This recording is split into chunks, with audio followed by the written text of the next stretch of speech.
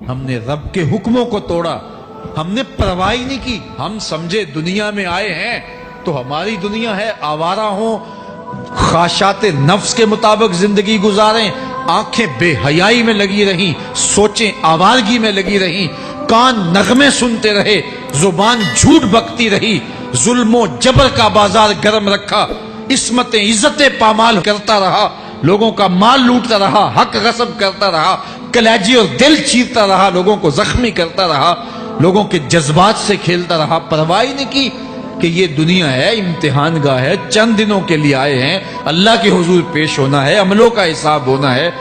اب جب وہ دیکھیں گے کہ ہمارے ساتھ کیا ہونے والا ہے تو ان کے چہرے پہلے بگڑ جائیں گے۔ کیوں؟ وہ گمان کریں گے کہ ان کی ریڑھ کی ہڈی توڑ دی جائے گی، ایسے عذاب آئیں گے جس طرح کسی کی ریڑھ کی ہڈی ٹوٹ جائے تو اس کا چہرہ شگفتہ گلاب تو نہیں ہوتا، اس کا چہرہ جو ہے وہ تو کس قدر مرجھایا ہوا ہوتا ہے۔ تو اللہ ارشاد فرماتا ہے اس طرح ان کے چہرے ہوں گے۔ ابھی عذاب آیا نہیں ہے لیکن چہرے پہلے اترے ہوئے ہوں گے، اور جب عذاب کی بھٹی میں ڈالے جائیں گے، اللہ اکبر، اور وہ سخت عذاب، حضور نے جبریل امین سے پوچھا مجھے جہنم کے عذابوں کا ذکر سناؤ۔ عرض کی حضور سب سے ہلکے عذاب کی کہانی سناتا ہوں، اور وہ یہ کہ جہنمی کے پاؤں میں آگ کا جوتا رکھا جائے گا، باقی پورا بدن اس کا سلامت ہوگا۔ یہ سب سے ہلکے عذاب کی کیفیت ہے۔ اب پاؤں میں آگ کا جوتا ہوگا، حدت، گرمی، شدت اتنی ہوگی کہ دماغ پگھل کے ناک اور کانوں کے راستے سے باہر آ جائے گا۔ پاؤں میں رکھے ہوئے جوتے کی گرمی دماغ کو ایسے چڑھے گی کہ وہ پگھل جائے گا اور ناک اور کانوں کے راستے سے باہر آ جائے گا۔ تو اللہ کے عذاب کے خوف سے چہرے بگڑ جائیں گے، حالت سلامت نہیں رہے گی۔ یہ بات ذہن میں رکھیں کہ اللہ جس کو جہنم میں ڈالے گا اس کو اس صورت میں نہیں ڈالے گا، یہ محمدی صورت ہے، یہ شکل اس کی چھین لی جائے گی اور اس کی شکل بڑی کر دی جائے گی۔ اس کا ایک ایک دانت احد پہاڑ جتنا ہوگا۔ احد پہاڑ کا پھیلاؤ 15 کلومیٹر پہ ہے، 15 کلومیٹر کا ایک دانت، اور 32 دانت کتنے ہوں گے تو منہ کتنا بڑا ہوگا۔ اس کو اتنا بڑا اس لیے کیا جائے گا تاکہ وہ عذاب کی تکلیف زیادہ سہے۔ 70 گز موٹی کھال ہوگی، اور کھال جل جائے گی تو اللہ قرآن میں فرماتا ہے ہم نئی کھال دے دیں گے تاکہ عذاب کی تکلیف اس کو گوارا کرنی پڑے۔ پھر چیخے گا، چلائے گا، ہائے مجھے پانی دو، پانی دو، پیاس کی شدت ہے۔ 70 سال تک تو اس کی کوئی آواز ہی نہیں سنے گا۔ 70 سال کے بعد داروغہ جہنم چیخ کر کہے گا کیا مانگتا ہے؟ وہ بولے گا مجھے پانی چاہیے۔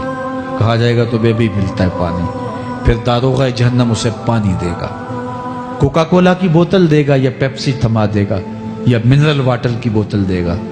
نہیں، قرآن بتاتا ہے اسے مائے حمیم دیا جائے گا، کھولتا ہوا پانی، اور وہ اتنا گرم ہوگا جب پینے کے لیے چہرے کے قریب کرے گا اس سے اٹھتی ہوئی بھاپ کی وجہ سے چہرے کی کھال ادھڑ کے اس کے اندر گر پڑے گی، لیکن اس کے باوجود اس کو پینا پڑے گا۔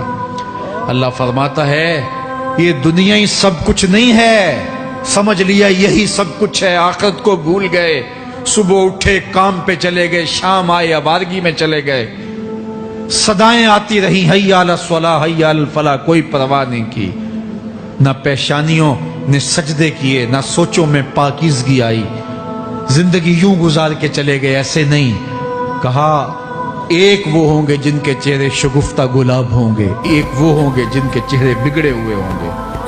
اللہ اکبر، کلا اذا بلغت التراقی، یہ تو قیامت کا منظر ہے نا، قیامت سے قبل بھی ایک منظر ہے، اللہ اس منظر کو بھی بیان کر رہا ہے، کلا اذا بلغت التراقی، ہاں جب جان گلے کو پہنچ جائے گی۔ اے انسان تیرے اوپر وہ گھڑی بھی آنے والی ہے، وہ وقت بھی آنے والا ہے جب سانس اس ہنسلی میں اٹک جائے گا، جب سینے سے بھی سانس اوپر چلی گئی، اب ڈاکٹر بھی لا علاج قرار دے رہے ہیں کہ اب علاج نہیں رہا ہے، جان بس اب نکلنا چاہ رہی ہے، اور کہا جائے گا کوئی جھاڑ پھونک والا بلاؤ۔ اب ڈاکٹروں نے تو جواب دے دیا، اب سانس اٹک گئی گلے میں، چند لمحوں کی مہمان ہے، اب ڈاکٹروں نے کہا اب ہماری جانب سے لا علاج ہو گیا، اب لے جاؤ اس کو گھر یا وینٹیلیٹر پہ ڈال دیتے ہیں اس کو، بس اب ہماری جانب سے کوئی اس کا علاج نہیں ہے.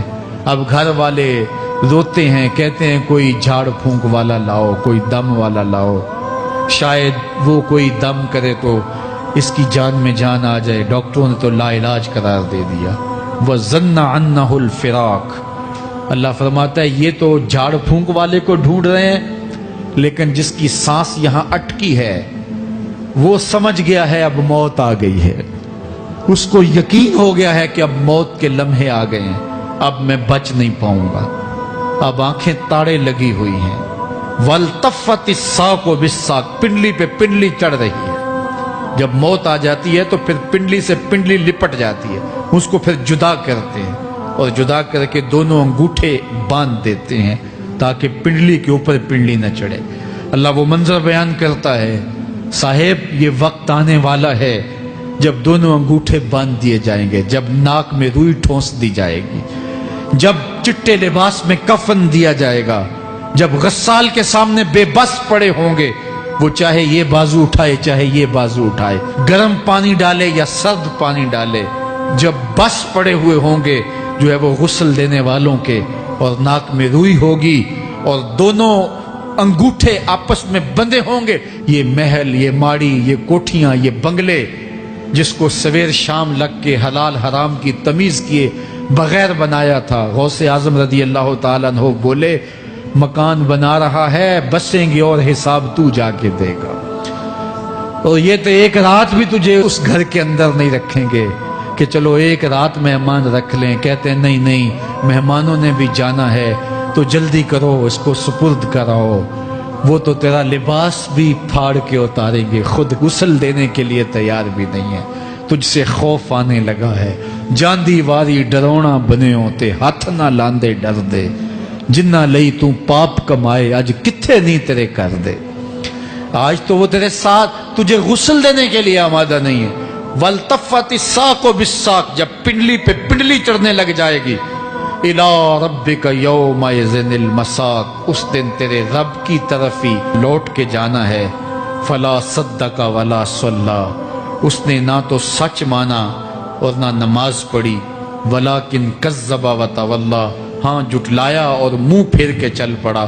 ثُمَّ ذَهَبَ إِلَىٰ أَهْلِهِ يَتَمَطَّىٰ. پھر اپنے گھر کو اکڑتا ہوا چلا. اولا لَكَ فَأَوْلَىٰ ثُمَّ أَوْلَىٰ لَكَ فَأَوْلَىٰ. تیری خرابی آ پہنچی، ہاں تیری خرابی آ پہنچی. اَيَحْسَبُ الْإِنسَانُ أَن يُتْرَكَ سُدًى. انسان دنیا میں یہ گمان کرتا ہے اس کو سدا چھوڑ دیا جائے گا. سدا عربی میں ایسے اونٹ کو کہتے ہیں جس کی مہار کسی کے ہاتھ میں نہ ہو. شترے بے مہار، جہاں مرضی جس گھاٹ سے چاہے پانی پیے، جہاں سے مرضی چارہ لے، تو شترے بے مہار کو کہتے ہیں سدا. تو یہ انسان بھی گمان کرتا ہے کہ میں بھی سدا ہوں، مجھے کوئی کیوں پوچھے، میرے جذبات پہ کوئی کیوں قدغن لگائے، مجھے کیوں روکے کوئی.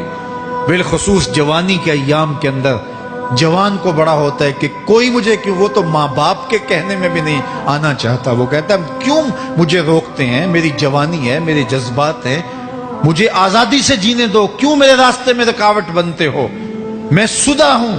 اللہ فرماتا ہے نہیں، ایک اونٹ تو سدا ہو سکتا ہے، جس کو میں نے اشرف المخلوقات بنایا ہے اس کو تو سدا نہیں چھوڑوں گا، اس کو تو پابند بناؤں گا حکام کا. اب وہ کہتا ہے کہ نہیں نہیں، یہ کیسے دوبارہ اٹھائے جائیں گے. اب دوبارہ وہی بات پھر آ گئی. الم یک نطفۃ من منی یمنی. اللہ فرماتا ہے ایک بوند تھی نا، پانی کا ایک قطرہ تھا جو رحم مادر میں رکھا گیا. ثم کان علقہ، پھر وہ پانی کا قطرہ لوتھڑا بنا. فخلق فسوی، پھر اللہ نے اسے پیدا فرمایا اور پھر ٹھیک ہموار کیا. فجعل منہ الزوجین الذکر والانثی، پھر اس سے وہ جوڑ بنائے، کوئی مرد بنایا کوئی عورت بنائی. کہا اب غور کر، اب تیری آنکھیں دیکھتی ہیں، بجلیاں چمکتی ہیں، تیری زبان کا طوطی بولتا ہے، لوگ اشش کرتے ہیں تیری گفتگو پہ، تیری گفتار پہ صدقے جاتے ہیں، تیرے لہجے کے جمال کو دیکھتے ہیں، تیرے سینے کا زور، تیرے پنجوں کی طاقت، تیری دماغ کی تیزیاں اور تیری سوچوں کے اجالے، تیری زوردار ٹانگیں، تیرے کڑیل بازو اور تیری چوڑی چھاتی اور تیرے گلاب کی پتیوں جیسے ہونٹ، اے انسان یہ سب کچھ کہاں تراشا گیا؟ ماں کے رحم میں، اس تاریکی میں جو 3 پردوں میں تھی، تیرا سر تیرے گھٹنوں میں تھا، اور تیرے رب نے وہاں تیرے اندر نسوانیت یا رجولیت کی صلاحیتیں پیدا کی، تیری آنکھوں میں چمک پیدا کی، تیرے کانوں میں نغمے بکھیرے، تیری زبان کے پٹھوں پہ قوت ذائقہ رکھی، تجھے بولنے کی صلاحیت دی، تیرے پنجوں میں زور رکھا۔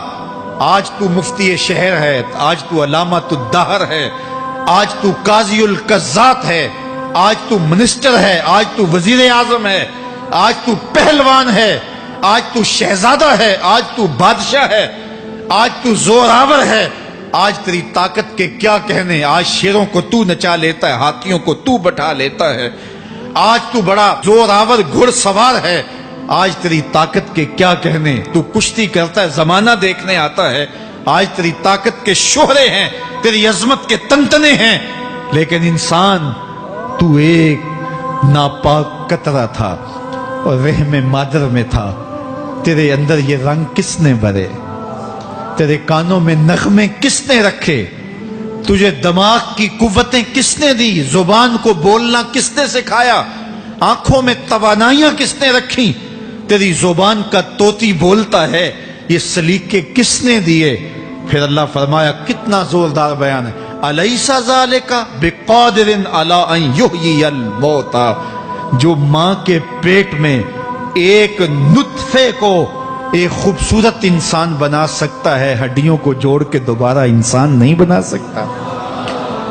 کیا وہ دوبارہ تجھے کھڑا نہیں کر سکتا اپنے سامنے پیش ہونے کے لیے، جس کے حکموں کو تو نے توڑا ہے، جس کے فرامین کا تو نے مذاق اڑایا ہے؟ کیا وہ اتنا ہی بے بس ہے کہ اپنے حضور تجھے جو ہے وہ کھڑا ہی نہیں کر سکتا ہے؟ جس رب نے تجھے ماں کے شکم میں شکل دی، حضرت شیخ فرید الدین عطار بولتے ہیں، سانے کستی سلاتی می شود، ایسا کاریگر ہے مٹی سے بادشاہ بنا ڈالتا ہے۔ اس نے مٹی سے دارا و سکندر بنائے، اس نے مٹی سے جو ہے وہ رستم و سہراب بنائے، اس نے مٹی سے کیا کیا بنا دیا جو مٹی سے بادشاہ بنا سکتا ہے، جو نطفہ رحم مادر سے جو ہے وہ شکل اور صورت اور رنگ اور جمال بنا دیتا ہے۔